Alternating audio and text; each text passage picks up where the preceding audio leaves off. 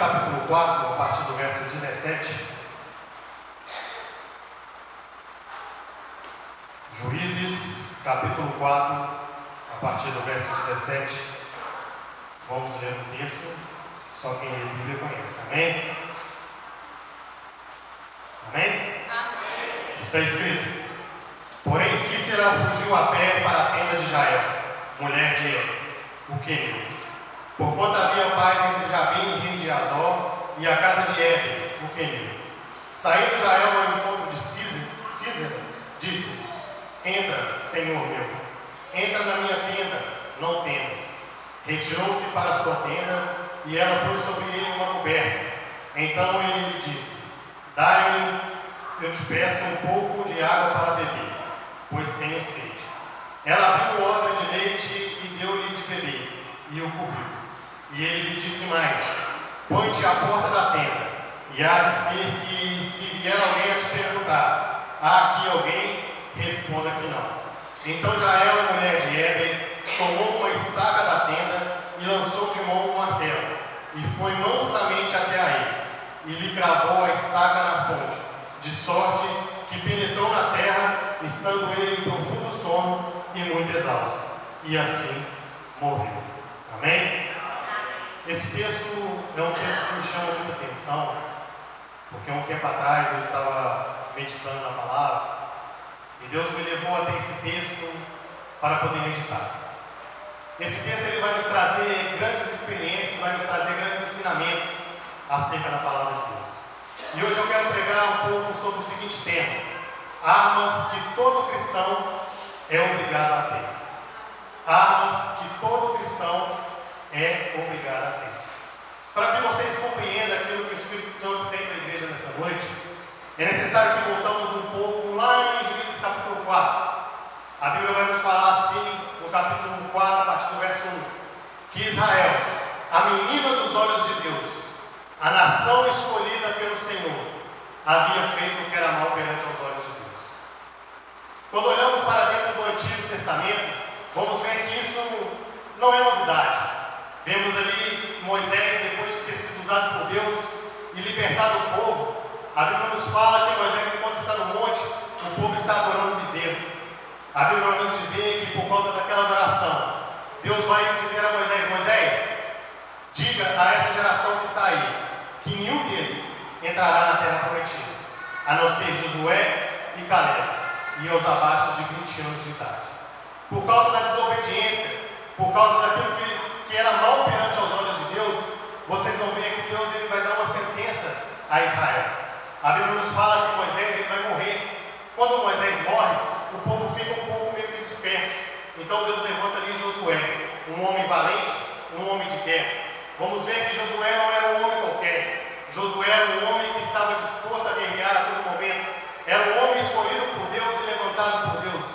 A Bíblia nos fala que Josué era um homem tão valente, tão de guerra, que certa vez um anjo apareceu a Josué. Josué sacou sua espada, foi para cima do anjo e disse: você é um dos nossos ou você é um inimigo? A Bíblia nos fala que Josué certa vez estava no vale, lutando, e ele vai orar a Deus para que o sol parasse, para poder vencer aquela batalha. E Deus atende o pedido de Josué. Só que a Bíblia vai nos dizer que Josué também vai morrer. Quando Josué morre, o povo mais uma vez começa a fazer o que é mal perante os olhos de Deus. Percebe-se que sempre se repete. Aí a Bíblia vai dizer que Deus entrega o povo na mão dos inimigos. O povo está sofrendo, está se humilhando. O povo está ali aflito e eles oram a Deus. Aí a Bíblia vai dizer que Deus vai levantar um libertador chamado Otiniel. Otiniel ali da descendência de Moisés, que vem de uma descendência de homens de Deus. A Bíblia vai dizer que Deus então levanta Otiniel. Otiniel é cheio do Espírito Santo e ali agora é usado para julgar o povo e para libertar o povo. A Bíblia nos diz então que Otiniel também vai morrer. Quando Otiniel morre, a Bíblia nos diz então que o povo agora começa a fazer mal perante os olhos do Senhor. Aí Deus vai entregar o povo na mão do rei de Edom. A Bíblia diz que quando Deus entrega o povo na mão do rei de Edom, o povo fica ali desesperado. Durante muito tempo, o povo fica clamando ao Senhor. E certo dia, Deus ouve o clamor do povo. Aí a Bíblia vai nos dizer que Deus vai levantar um homem por nome de Eude. Eude que era da tribo de Naftali, que era agora canhoto, vai ser usado por Deus, cheio do Espírito Santo, para poder libertar o povo. Aí a Bíblia diz que Eude também vem falecer. Quando Eude falece, Deus agora olha para o povo e o povo está fazendo novamente o que era mal perante os seus olhos. Aí a Bíblia vai dizer, aqui no Juízes capítulo 4, que Deus vai entregar o povo na mão de um rei chamado Jabim. E quem era Jabim? Jabim era rei de Canaã, um rei perverso. A Bíblia nos fala que o exército de Jabim era tão poderoso que ele carregava consigo no seu exército 900 carros de ferro, fora os cavaleiros e soldados que ali andavam com ele. Dentro desse exército havia um comandante. O comandante de Jabim tinha o nome por Císera. Císera, um homem muito cruel. Por onde passava, o seu nome era escutado. Por onde passava, Císera fazia um grande estrago. Por quê? Císera era um homem cruel. E durante 20 anos, Deus vai entregar a nação de Israel na mão do rei Jabim. Imagine você agora, durante 20 anos, sendo açoitado, sendo assim ameaçado pelo rei Jabim. Talvez você esteja sentado e perguntando: que Deus é esse? Que todas as vezes que Israel pega, que todas as vezes que Israel erra, ele vai entregar Israel na mão dos inimigos. Mas a questão é que Deus nunca quer ver eu e você mal. A questão é que Deus sempre quis relacionamento. Quando vemos dentro do Antigo Testamento, vamos lá em Gênesis capítulo 12, vamos ver o nome por nome Abraão. Abraão, que agora em Gênesis capítulo 12, quando você começa a ler a sua história, você vai ver que todos os dias Abraão se levantava, ia até o monte, levantava o altar e adorava a Deus. Ali ele sacrificava durante todos os dias. Só que agora, sobre a vida de Abraão, tem uma promessa. E qual é a promessa? Abraão, eis que te farei pai de uma grande multidão. A Bíblia fala que quando Deus fala com Abraão que fará pai de uma grande multidão, Abraão continua buscando. Só que lá no capítulo 21, a promessa vem. Isaac vai nascer. E quando Isaac nasce, vocês podem ler a Bíblia em casa. Vocês não vão ver mais a Bíblia mencionando que Abraão todos os dias subia ao monte para poder adorar, para poder dar sacrifícios ao Senhor. Aí Deus olha e diz: Abraão, eu quero Isaac de volta. Eu quero teu filho. Pega Isaac e sobe até o monte e sacrifica o menino. A Bíblia vai dizer que Abraão ele não questiona, mas ele pega o menino e sobe até o monte. Quando Abraão sobe até o monte, a Bíblia vai nos dizer que quando chega lá em cima do monte, Abraão levanta o seu braço. E quando vai para matar o menino, Deus interrompe e diz: Abraão, não precisa mais matar o menino, pois agora eu te vejo, eu te vi. Era Deus dizendo a Abraão: Abraão, eu nunca quis o menino. O que eu queria era você no lugar que você sempre esteve. O que eu queria, Abraão, era você no monte, aqui, sacrificando. Eis que o cordeiro está preparado. Aí a Bíblia vai dizer que Abraão, ele viu a maquete do Calvário, porque a Bíblia diz: e Abraão viu o dia do Senhor. Era Deus olhando para Abraão e dizendo: Abraão, quando você tem intimidade, você vê coisas que ninguém vê. A Bíblia também vai nos dizer lá em 1 Reis, capítulo 17, a partir do verso 1, que um homem por nome Elias agora havia profetizado contra Israel, contra Acabe. A Bíblia vai dizer então que ele profetizou dizendo: olha, durante 3 anos e meio não haverá chuva e nem orvalho. E agora Acabe e Jezabel estão atrás de Elias para poder lhe fazer mal. Aí a Bíblia vai nos dizer que Deus olha para Elias e diz: Elias, faz o seguinte, pega e vai para o rio, no ribeiro de Querite, pois lá eu já ordenei aos povos que te dê pão e mande carne todos os dias. Percebe-se que a Bíblia vai dizer que Elias ele vai descer para o ribeiro de Querite. Elias está sossegado.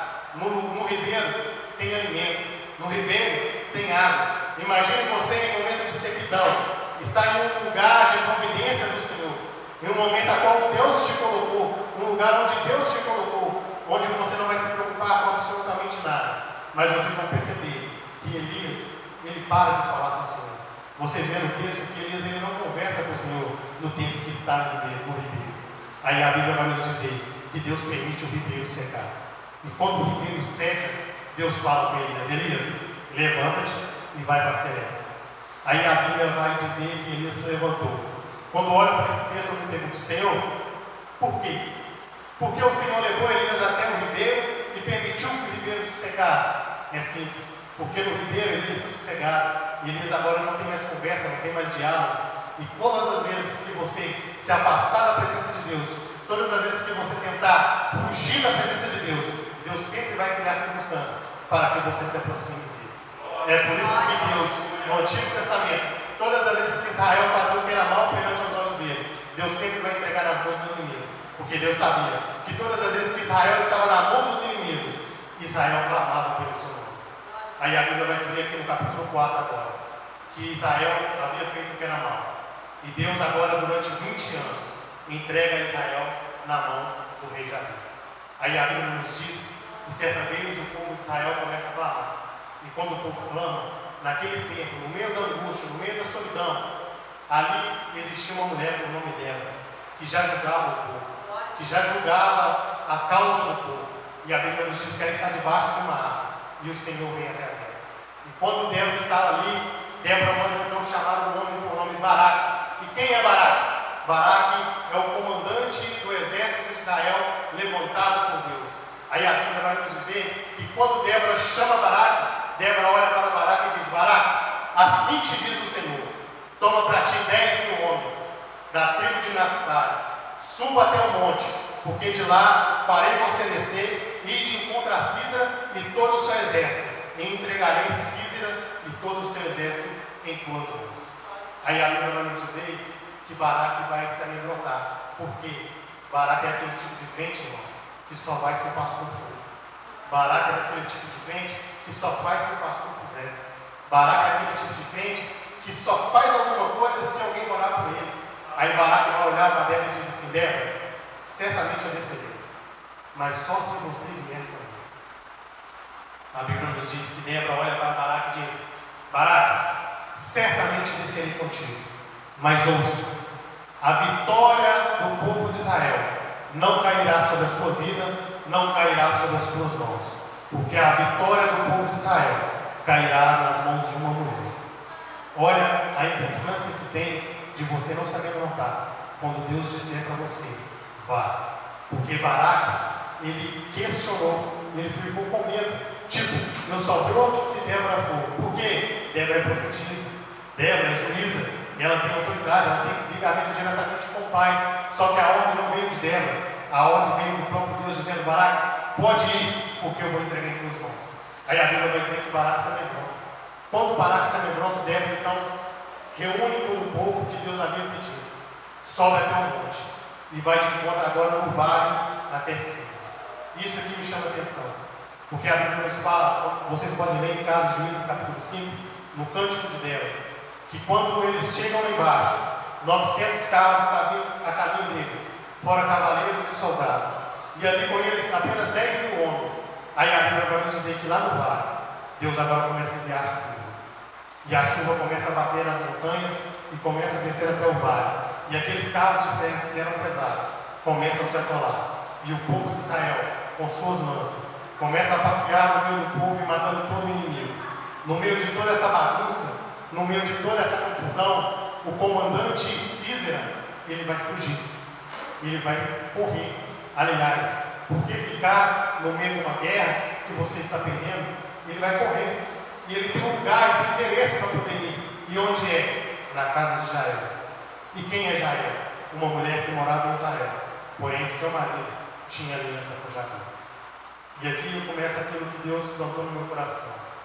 Quantas vezes, na nossa vida, muitas das vezes, é impossível a gente evitar que alguém de nossa casa faça aliança com o inimigo. Irmão Leandro, eu não estou entendendo. Quantos de vocês não conhecem um pastor que é uma bênção, que prega, tem uma grande igreja, que ora, que é uma beleza, só que dentro da sua casa, o seu filho está no mundo das drogas? Quantos de vocês não conhecem uma mulher de ciclo de oração, que está no culto todos os dias, que está no ciclo de oração todos os dias, uma mulher que é uma bênção, mas dentro da sua casa existe um marido que é um bêbado, que quebra tudo dentro de casa, que faz tudo errado dentro de casa? Quantos de vocês não conhecem um irmão ou uma irmã do grupo de louvor, que louva, que é uma bênção, que prega, que faz tudo na obra do Senhor, mas dentro de casa, sua família está no mundo da prostituição. Às vezes, em nossa casa é inevitável que alguém de nossa casa faça amizade com o inimigo. Só que Jael vai nos dar uma lição: que mesmo que alguém da sua casa esteja aliança com o inimigo, você não é esse alguém. Você é alguém que serve um Deus vivo, que está sentado sobre o alto e sobre o trono. E a Bíblia vai nos ensinar que Jael, ela vai dar exemplo para nós, que se colocarmos em prática nisso, nós vencemos qualquer guerra sobre nossas vidas. A Bíblia diz que agora Císera, ele chega até a casa de Jael. Percebe-se que Jael, ela não vai maltratar Císera. Jael, ela não vai questionar Císera. A Bíblia diz que quando Císera chega até a sua casa, até a sua tenda, Jael, ela se põe à porta e diga: pode entrar, fique à vontade. E é interessante que quando o inimigo entra em sua casa, ele começa a dar alguns vestígios, porque a Bíblia nos diz que quando Císera entra dentro da casa de Jael, dentro da tenda de Jael, a Bíblia nos diz que Císera olha e diz: olha, traga um pouco de água para mim. Quando estudamos a Bíblia e vemos dentro da Bíblia Sagrada, percebemos que água é algo muito valioso no tempo. Segundo historiadores, água, se você pegasse um copo de água, bebesse pela metade, aquela pessoa que vinha atrás bebia aquele resto que ficou na água. Por quê? Era muito valioso para eles. Quando olhamos também o princípio da caminhada de Cristo, vamos perceber que Jesus, ele transformou água em vinho, simbolizando assim água, a matéria-prima do milagre. Todas as vezes que o inimigo entrar na sua casa, a primeira coisa que ele vai te pedir é a matéria do seu milagre. Irmão Leandro, eu não estou entendendo. É aquilo que Deus olha para você e diz assim: olha, você vai conseguir, eu vou fazer. Aí o inimigo entra e fala assim: você não vai conseguir e ele não vai fazer. Ele está roubando uma matéria-prima de você. Ele quer roubar aquilo que Deus já disse que iria fazer, mas ele está colocando na sua cabeça que ele não irá fazer. Aí a Bíblia nos diz que quando ele pede água, isso me encanta, porque ela vai abrir um odre de leite e vai dar para ele leite. Leite antigamente era muito usado para viajantes, homens e mulheres que caminhavam dias e dias pela estrada, e quando chegavam na casa de alguém abria um odre de leite e dava um pouco para poder descansar, para poder se deitar, porque o leite relaxava a pessoa ficava tranquila, deitava e conseguia se adormecer. E ela vai abrir um pouco de leite e dar leite para ele. Era ela dizendo: a matéria-prima do meu milagre não te dou. Mas não esquenta não, eu tenho algo para você. Quando olhamos para dentro do texto, parece que Jael está concordando com tudo que ele pede. Parece que Jael está fazendo todas as vontades dele. Porque a Bíblia vai dizer que ela pega uma coberta e vai cobrir ele. Aí a Bíblia diz assim que quando ela cobre ele, ele olha para ela e diz assim: olha, se acaso alguém chegar por aí perguntando por mim, diga que eu não estou. A segunda coisa, o inimigo sempre vai fazer você mentir. Vai pedir para você mentir para os seus familiares. Vai pedir para você mentir para as pessoas lá fora. Aí a Bíblia vai nos dizer que ele deita e fica tranquilo. E quando ele deita e ela cobre ele, Císera vai pegar no sono. E quando Císera pega no sono, a Bíblia nos diz que Jael, ela vai pegar um martelo e uma estaca. E isso aqui está a arma que todo cristão deve ter. Irmão Leandro, como assim? Todo cristão deve ter em sua casa. É obrigado a ter em sua casa um martelo em suas mãos. Irmão Leandro, eu não estou entendendo. Jeremias capítulo 23, a partir do verso 29. A Bíblia vai nos dizer assim: não é a minha palavra como fogo e como um martelo que esmiuça a pele. Todo cristão deve ter em tua casa a palavra do Senhor. Porque a palavra do Senhor é um martelo que esmiuça a pele. A Bíblia vai nos dizer que Jael, ela toma sobre si um martelo. Aí a Bíblia vai nos dizer que ela também pega consigo uma estaca. E quando eu olhei esse texto, eu falei assim: Senhor, uma estaca? Por que uma estaca? Aí Deus me lembrou lá em Isaías capítulo 54, a partir do verso 2, que Deus olha para Isaías e diz assim: Isaías, estenda a tua tenda, alarga-te a tua tenda e profunda bem as tuas estacas, para que o vento venha e não carregue ela para longe. E eu fiquei pensando: Senhor, mais estaca? E o Espírito Santo começou a falar: todas as vezes que você se aprofunda mais o joelho em oração, se aprofunda mais o joelho na terra, a sua tenda fica firme. Porque a estaca era instrumento para findar a tenda. Quanto mais funda a estaca tivesse, mais firme a tenda estava. Então é Deus dizendo: olha, quanto mais você coloca os joelhos no chão para poder orar, quanto mais você desce da olaria, mais profundo você fica e mais firme a tua casa fica. Jael, ela toma consigo um martelo e uma estaca, e percebe-se que ela vai bater. Isso é interessante, porque o martelo e a estaca, eles andam em conjunto. Sem um, o outro não funciona. A Bíblia diz que ela coloca a estaca e bate com o martelo. Eu poderia nessa noite aqui falar sobre jejum. Eu poderia aqui falar sobre a coberta, que é um jejum espiritual para nossas vidas. Mas se você não tiver uma estaca e se você não tiver um martelo, você não consegue sustentar o seu jejum. Você não consegue sustentar a terceira arma que o cristão deve ter. Irmãos, na nossa vida, a principal coisa que devemos ter é um martelo e uma estaca. É palavra e oração. Porque sem os dois, a gente não vai em lugar nenhum.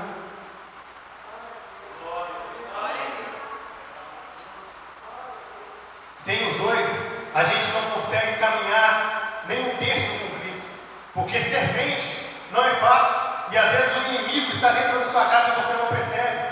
Às vezes alguém da sua casa fez aliança com o inimigo e o inimigo vai bater em sua porta. A questão que fica é: você está preparado para enfrentar esse inimigo? Você está preparado para poder lutar com ele? Você tem em suas mãos um martelo e uma estaca para poder confrontá-lo? Para poder chegar perto dele e dizer: olha, você pode até ter aliança com alguém da minha casa, mas aqui dentro eu tenho aliança com o Deus de Israel. A Bíblia vai nos dizer que quando ela crava a estaca sobre Císera, a Bíblia diz então que ela sai da tenda e vai de encontro a Baraque. Imagine agora a cara de Baraque, olhando para aquela mulher e perguntando: você por acaso viu um general ali chamado Císera? Ela não precisa procurar. Aquele que você procura está dentro da tenda, está morto. Imagine o coração de Císera pensando: a oportunidade da vitória era minha. A oportunidade de ser conhecido era minha. Só que eu fraquejei. Eu tive medo. Eu confiei mais no homem do que em Deus. Aí a Bíblia nos diz que quando Baraque ele entra e vê Císera morto, Débora então aparece. Quando Débora aparece, ela vai louvar, ela vai cantar. E ali ela começa a dizer aquilo que Deus tinha feito. Porque todas as vezes, irmãos, que Deus faz algo grande em sua vida, primeiro Ele vai te amassar. Ninguém chega no topo com Deus sem antes passar pela montanha. Ninguém vai chegar a ganhar uma vitória de Deus sem antes ser provado. Porque todos nós devemos ser provados. Quando olhamos a história de Davi, vamos ver que Davi, para chegar até o trono, ele foi perseguido. Davi, para chegar até o trono, ele ficou foragido ali no passo, escondido de Saul. Porque todos nós, para chegar em um patamar mais alto com Deus, para chegar em um lugar mais alto com Deus, é necessário ser moído. Mas a questão que fica é: você está preparado para obedecer à voz de Deus? Você tem em suas mãos a palavra? Você tem em sua vida a oração? Você tem buscado a Deus como Deus assim te pede todos os dias? Ou você é daquele tipo de crente que levanta pela manhã, nem fala com Deus, vai trabalhar e quando chega em casa à noite, você faz tudo o que tem que fazer. Aí quando você deita na sua cama, você olha e fala assim: Senhor, obrigado por mais um dia, boa noite, amém. A Bíblia nos fala, irmãos, que devemos orar sem cessar. Eu acho isso muito lindo porque a Bíblia vai dizer que Daniel orava 3 vezes ao dia. Aí muita gente dá glória a Deus, muita gente aplaude. Só que Paulo vai nos dizer: orar sem cessar. Orar sem cessar. É vigilante o tempo todo. É a todo tempo orando, buscando a Deus. É você caminhar e dizer: Senhor, eu preciso disso. Senhor, eu te agradeço por mais um dia. Senhor, eu sou falho nisso, eu preciso melhorar. Me ajuda, me fortaleça, me sustenta, porque eu necessito do Senhor. E tem muito cristão que está dentro da igreja e está vendo por vir. É normal para ele vir dia de quarta, vir dia de domingo. Se virou rotina. Só ora se for dentro da igreja. Só lê a palavra, quando abrimos a palavra aqui, é colocado no telão, e dentro de casa, já não quer mais saber de relacionamento, não quer saber de intimidade. Foi o que eu disse aqui nessa noite. Todas as vezes que você se afasta, cuidado. Deus ele cria circunstâncias para te aproximar dele. Então, às vezes, a luta que você está passando, a prova que você está passando, não seja algo do inimigo, mas seja o próprio Deus levando você para você vir para a intimidade com ele. Porque estar na presença de Deus é ter intimidade. Deus, a todo momento, no Antigo Testamento, de Gênesis a Malaquias, vamos ver que Deus com o povo de Israel sempre quis relacionamento. A Bíblia vai nos dizer lá em Isaías que o povo estava pecando, e Deus olha para Isaías e diz assim: Isaías, o boi conhece o seu dono, e o jumento sabe quem o alimenta, mas o meu povo já não me ouve mais. O meu povo não quer mais saber de mim. Vocês vão ver que Deus sempre colocando Israel à prova, sempre colocando Israel no cárcere, para que Israel buscasse. E hoje, só porque vivemos dentro da graça, debaixo da graça, a gente acha que a graça é limitada, que Deus ele sempre vai nos perdoar, que Deus sempre vai fazer todas as nossas vontades. Tem gente até que diz: eu vou pecar no último dia, quando Jesus estiver voltando, quando eu estiver morrendo, eu peço perdão e vou para o céu. Mas cuidado, porque a Bíblia diz que no último dia o juiz irá julgar. E tudo aquilo que você faz, eu sempre digo para os meus amigos o seguinte: a graça, talvez ela seja mais perigosa do que a lei. Porque a lei, você vazia e era julgado e corrigido. Mas a graça não. A graça diz que quando chegar o juízo verdadeiro, aquele que há de julgar tudo aquilo que você fez, você vai prestar conta. Tudo aquilo que você faz, você vai prestar conta a ele. Porque quando ele descer e julgar o seu povo, ele tem tudo anotado, tudo que você fez. Então não brinque com a graça, não brinque com a palavra, não brinque com aquilo que Deus tem colocado na sua vida. Porque se você está aqui nessa noite, é porque a graça te alcançou. Você merece? Não. Eu mereço? Também não. Ninguém é merecedor. Todos nós somos pecadores. Ai de nós, ai daquele que disser que merece estar na presença de Deus, ai daquele que disser que é digno de subir em cima desse altar, ai daquele que disser que é digno para poder falar com Deus, porque ele enviou o Filho dele para poder resgatar a intimidade que um dia perdemos lá no Éden. A Bíblia diz que quando Jesus vem, ele resgata a intimidade. Em João 17, em uma das suas orações, Jesus ele vai dizer assim: Pai, peço a Ti que eles sejam um, assim como eu sou contigo.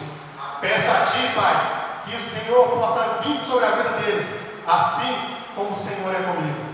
A intimidade foi resgatada na cruz do Calvário, mas a intimidade nos traz aqui nessa noite. A intimidade permite nós caminhar juntamente com Cristo.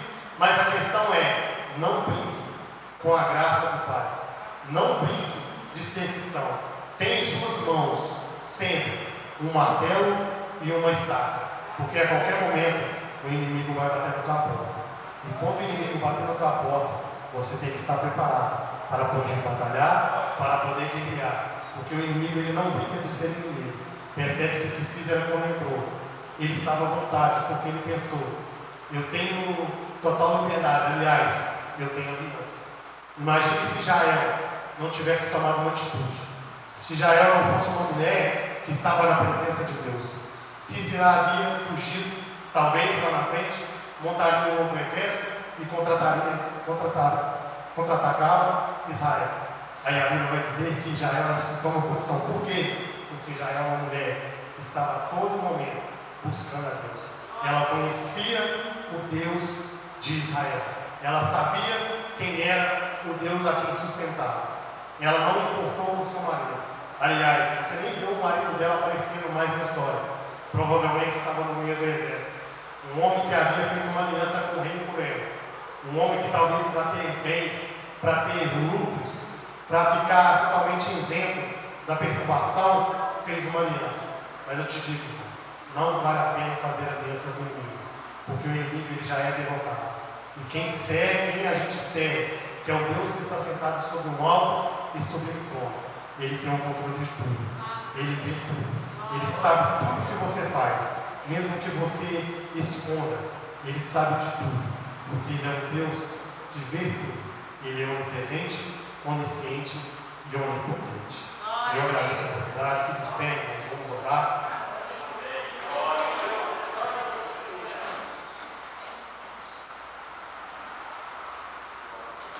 Feche seus olhos, curva sua cabeça, coloca a mão no seu coração. Deus, Ele tem martelado muito nos últimos dias no meu coração sobre a questão de que a vida de crente não é fácil. Às vezes a gente quer desistir, às vezes a gente quer parar, às vezes na nossa caminhada a gente quer chutar o balde, a gente quer literalmente parar na caminhada. Às vezes a gente dá vontade de olhar para trás e dizer assim: Senhor, não dá mais não. E por esses tempos eu estava assim, e dentro do quarto eu comecei a orar a Deus. Falei: Senhor, está tudo tão difícil, está tudo tão complicado. Às vezes parece que eu não vou conseguir nem levantar da cama. Às vezes a ansiedade bate, o coração aperta, e às vezes a gente quer parar. Tudo que a gente faz é errado. Parece que você ora e Deus está em silêncio. O céu parece que a todo momento está em silêncio. E eu falei com Deus assim: Deus, eu vou parar, eu vou desistir. E quando eu estava dizendo isso, veio algo no meu coração, a qual certa vez Jesus estava pregando. E quando ele disse assim: olha, eu sou o pão da vida. Todos que ali estavam começam a se retirar. Ele olha para os discípulos e diz: e vocês aí? Vocês não vão também não? E Pedro olha e diz: para onde eu irei, Senhor? Para onde eu irei? Pois só tu tens a palavra de vida eterna. E quando Deus tocou no meu coração sobre essa palavra, eu comecei a me perguntar: para onde eu vou? Se eu parar, o que eu vou fazer? Para onde eu vou? Já não tem mais volta. A Bíblia diz que aquele que colocou a mão no arado não pode mais olhar para trás. E às vezes a gente erra, a gente falha, e a gente fala com Deus: Deus, eu não sou perfeito.